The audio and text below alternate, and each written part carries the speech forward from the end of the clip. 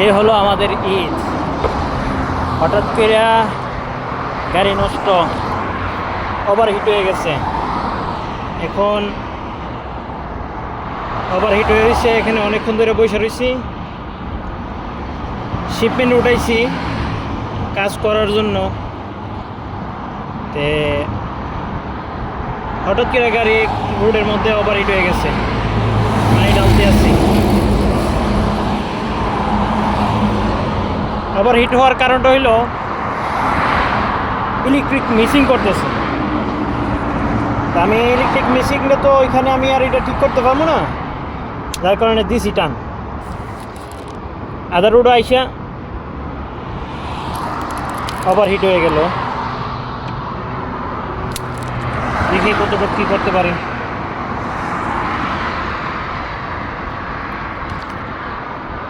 দোয়া করবেন।